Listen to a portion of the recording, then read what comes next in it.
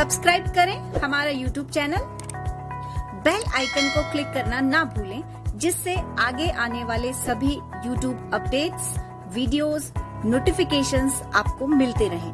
Good morning everyone, welcome to current affairs education.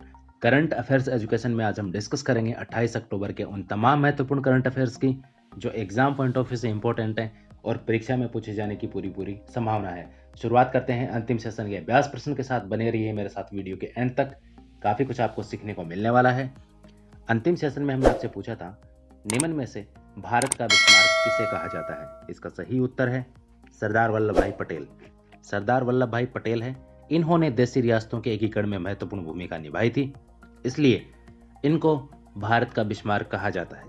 ठीक है, ये आपको ध्यान में रखना है, काफ़ी बार परीक्षा में पूछा जाता है।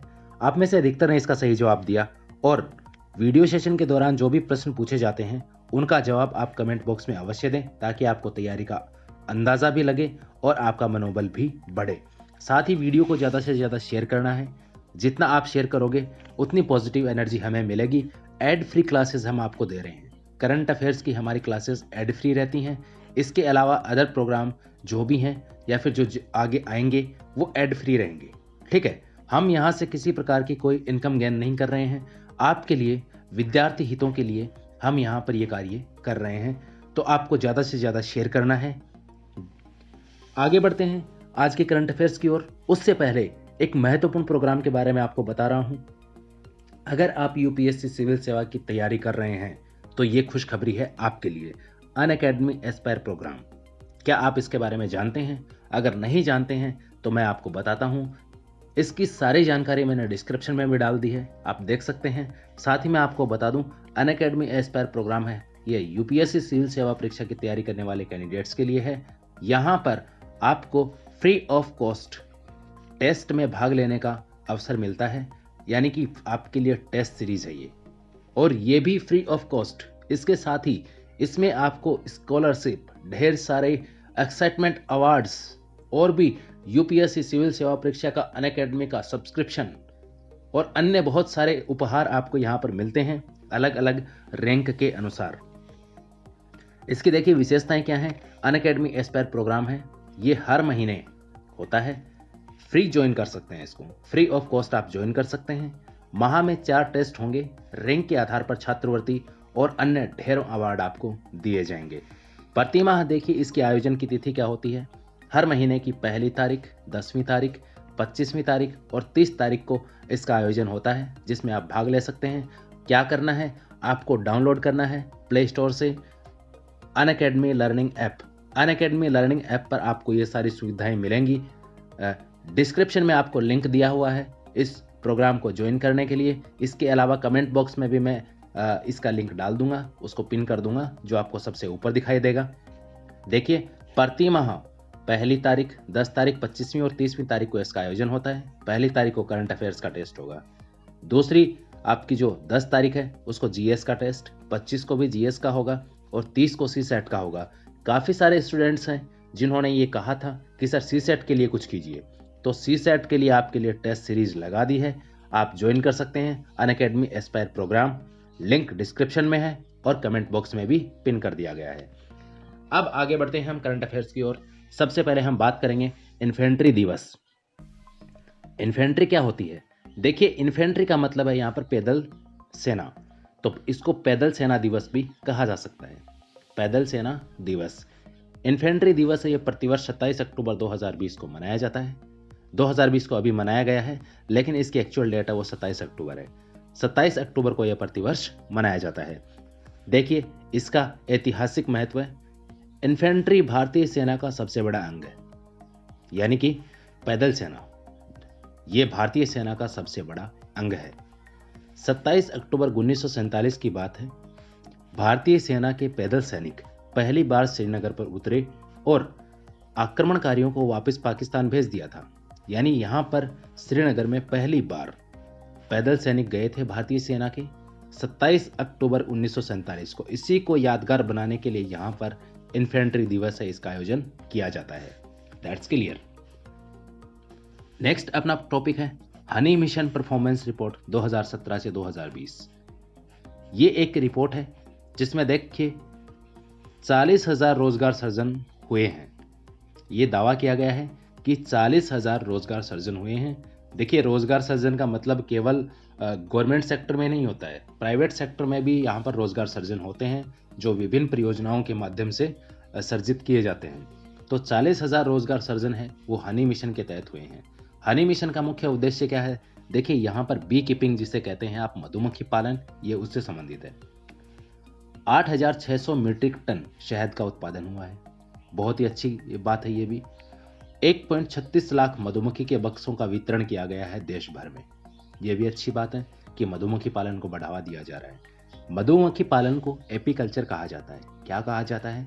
एपीकल्चर। वेरी वेरी इंपॉर्टेंट, काफी बार पूछा जाता है एपीकल्चर किसे कहते हैं। मधुमक्खी पालन है, इसको एपीकल्चर कहा जाता है। इंग्लिश में इसको बोलते हैं बी कीपिंग। बी कीपिंग याद रखिएगा। देखिए, मधुमक्खी पालन के लाभ क्या क्या हैं। पहला लाभ, शहद उत्पादन और मोम उत्पादन। यहां से आपको शहद मिलेगा और वैक्स का उत्पादन होगा, यानी मोम उत्पादन होगा। दूसरी चीज, अतिरिक्त रोजगार सर्जन व आय। यानी अगर आप मिश्रित खेती करते हैं तो ये मिश्रित खेती का एक प्रकार से उदाहरण है। हालांकि वर्तमान में इसको कुटीर उद्योग का दर्जा मिला हुआ है, एक प्रकार से ये कुटीर उद्योग बन चुका है।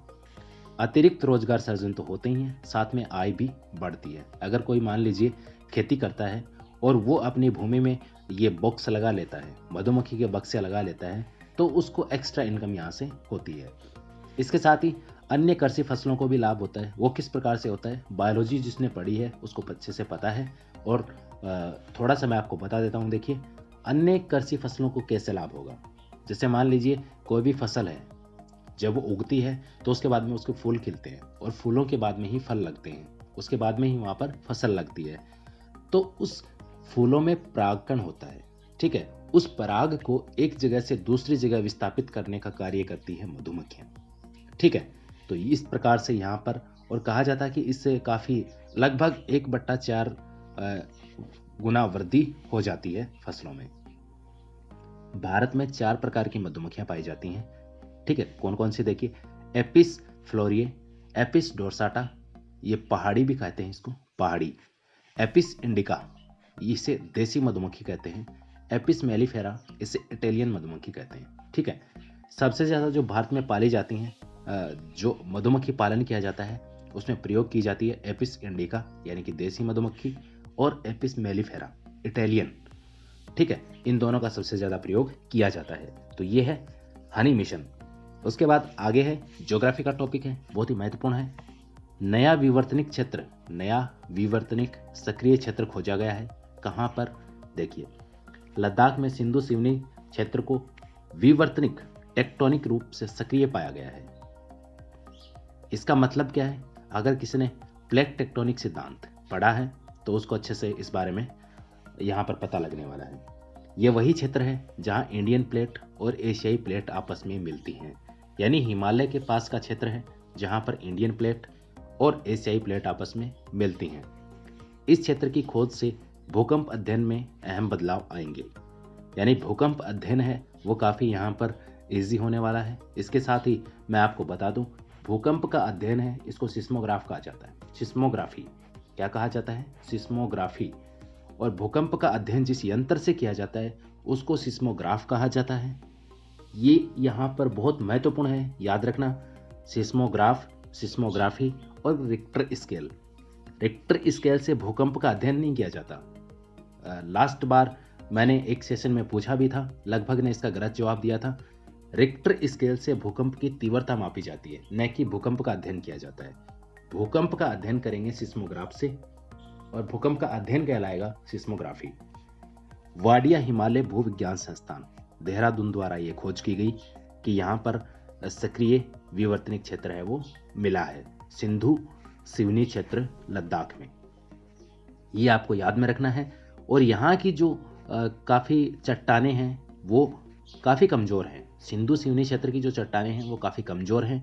इस वजह से वहाँ पर जब भी भूकंप आता है तो उथले पर्वतों का निर्माण होता है और भौगोलिक गाद है वो वहाँ पर जमा हो जाती है। तो ये चीज़ आपको ध्यान में रखनी है। नया विवर्तनिक क्षेत्र, इसके साथ ही आपको भूकंप के बारे में बताया है कि भूकंप का अध्ययन कैसे होता है, कि किस यंत्र से किया जाता है, अध्ययन को क्या कहते हैं। रिक्टर स्केल से क्या मापते हैं। और यहाँ पर एक संस्थान है वाडिया हिमालय भूविज्ञान संस्थान, याद रखेंगे देहरादून में है, उत्तराखंड में। नेक्स्ट अपना टॉपिक है पंतनाल वेटलैंड, काफी चर्चा में है, ये ब्राजील में है। कहां पर है? ब्राजील में मुख्य रूप से। देखिए, विश्व की सबसे बड़ी उष्णकटिबंधीय आर्द्रभूमि है, विश्व की सबसे बड़ी उष्णकटिबंधीय आर्द्रभूमि है पंतनाल वेटलैंड। क्या है? पंतनाल वेटलैंड। जुलाई मध्य से यहाँ पर फॉरेस्ट फायर है, उसकी गिरफ्त में ये है। फॉरेस्ट फायर यानी कि वनों में यहाँ पर आग लगी हुई है और इस आर्द्रभूमि को काफी नुकसान हुआ है, जैव विविधता को काफी नुकसान हुआ है। लगभग 1,50,000 वर्ग किलोमीटर में ये फैली हुई है। इस आर्द्रभूमि का विस्तार ब्राजील, बोलीविया और पराग्वे में है, यानी यहाँ पर ब्राजील के अलावा बोलीविया और पराग्वे में भी इसका विस्तार है। तो याद रखनी है आपको, पंतनाल वेटलैंड कहाँ पर है? ब्राजील में है और ये विश्व की सबसे बड़ी उष्णकटिबंधीय आर्द्रभूमि है। अब बढ़ते हैं आगे वन लाइनर करंट अफेयर्स की ओर। सबसे पहले देखिए, अल्फा कांडे तीसरी बार गिनी के राष्ट्रपति बने हैं। कहाँ के बने हैं? गिनी के राष्ट्रपति बने हैं। गिनी की मुद्रा और राजधानी कमेंट करके मदद फटाफट बता दो मुझे। गिनी की आपको करेंसी बतानी है और कैपिटल बतानी है। नेक्स्ट है, गुरु तेग बहादुर के 400वें प्रकाशोत्सव को मनाने के लिए नरेंद्र मोदी की अध्यक्षता में एक समिति का गठन किया गया है। तो ये आपको याद रखना है, पूछ सकता है डायरेक्टली। आईसीआईसीआई बैंक ने श्रीलंका में अपने कारोबार को बंद कर दिया है। ये आपको पॉइंट याद रखना है, पूछ सकता है कि किस बैंक ने श्रीलंका में अपना कारोबार बंद किया है। आंसर है आईसीआईसीआई, इस बैंक ने अपना कारोबार बंद कर दिया। जम्मू कश्मीर में 11 पुराने भूमि कानून हैं, वो निरस्त कर दिए गए हैं। डायरेक्टली क्वेश्चन पूछ सकता है। इसके अलावा गृह मंत्रालय ने, मिनिस्ट्री ऑफ होम अफेयर्स, गृह मंत्रालय ने UAPA, इसे कहा जाता है अनलॉफुल एक्टिविटीज प्रिवेंशन एक्ट अधिनियम 1967, इसका 2019 में संशोधन हुआ है, ये आप ध्यान रखेंगे। तो यहाँ से MHA ने UAPA अधिनियम 1967 के तहत 18 व्यक्तियों को आतंकी घोषित किया है। डायरेक्टली पूछ सकता है कितने व्यक्तियों को आतंकी घोषित किया। ये बात है यहाँ पर अक्टूबर 2020 की। अक्टूबर 2020 में ऐसा किया गया है, याद रखेंगे। आज के सेशन में इतना ही। चलते चलते आपके लिए एक अभ्यास प्रश्न, जिसका जवाब आप कमेंट बॉक्स में दीजिए। मिलते हैं इसके सही जवाब के साथ में आप अगले एपिसोड में। चर्चा में रहा फेनी ब्रिज भारत को निम्न में से किस देश से जोड़ेगा? नेपाल, चीन, बांग्लादेश या फिर म्यांमार? इसका सही जवाब लिखिए आप। तब तक के लिए गुड नाइट, नमस्कार।